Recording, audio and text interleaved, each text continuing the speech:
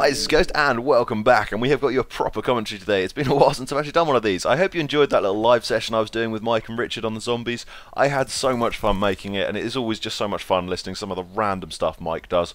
He's got one of the shortest attention spans out of anyone I've ever met. It is just priceless. He'll just disappear at certain points. You have no idea where he's gone off to, and there he is hiding in a corner, just squirging the gun on the floor, sliding backwards and forwards round in circles, and just falling off the map. It was an awful lot of fun playing that with him. So, guys, I hope you really enjoyed that. Those of you who did watch it, wasn't great viewing figures, but yeah, what are you going to do? To a question that was asked in it, why don't you do this with subs, was I have been asking subs to do this. Well, not really asking subs as such because I haven't done it on YouTube. If you follow me on Twitter, you will hopefully have seen. I have tweeted out a few times. If you want to come and play zombies with me, send me a message or reply to me on Twitter, and I will invite you in. I've been looking for people to play it because I really haven't been having that much fun on multiplayer at the moment. It's just uber sweaty lobbies at the moment because of the release of the map packs. Obviously, the keen Call of Duty players come out, and they're the ones that are going to be playing the map packs, which unfortunately means that I have to play against them all. Which means either they all back out as soon as you get a kill streak, or they all jump at you with SMGs, which makes it very difficult to get any form of gameplay, and it just ceases to be enjoyable as well. And I've played Call of Duty and I've done YouTube pretty much for the enjoyment of doing it. I know I'm not doing it for the views, I'm not doing it for the likes, I'm not doing it for the money because I don't make any money. I do it for the fun of enjoying a bit of Call of Duty, and to be honest, I'm not enjoying Call of Duty that much at the moment. Well, at least not multiplayer Call of Duty. I'm having an awful lot of fun on zombies at the moment, and if you guys would like to see more zombie stuff from me, do follow me on Twitter, and I will invite some of you guys in and maybe do a sort of a live session with some subs. Might be quite fun to try. Maybe it might be a bit easier as well, not having to supervise or chaperone Mike around the map all the time. I should really stop laying into Mike about his less than adequate zombie skills, as mine aren't shiningly brilliant either. But yes, so if you would like to try and do some of that, or maybe play some Borderlands or something like that, just come and follow me on Twitter. I tweet it out every now and again. If you guys would be interested in playing with me, that's really the best way to come and play with me. Yeah, I think I've said that about 4 times, so I didn't really need to talk about that anymore. But yes, the gameplay today. The gameplay is an 87 to 13, I think. Not really the greatest score.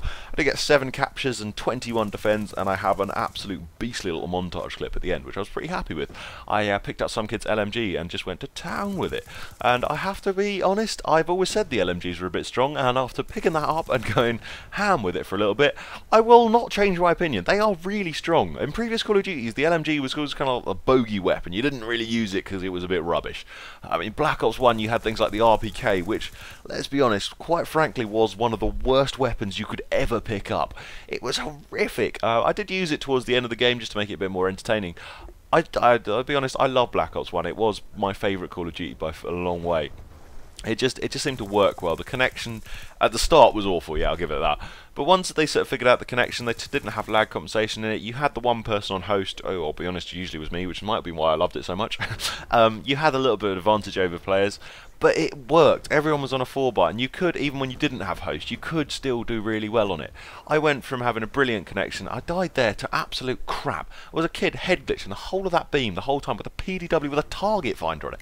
Infuriating. But anyway, yeah, it just worked. I had a really good connection for a little bit of Black Ops 1, and it was wonderful, and then I had a really bad connection for it, and I still did well. I still pulled 100 pluses with the shotguns. It wasn't impossible to play that game. As long as there was a good host, it was a fine game. If it was a rubbish host, which is quite similar to this, if you have a rubbish host, it is impossible to play the game.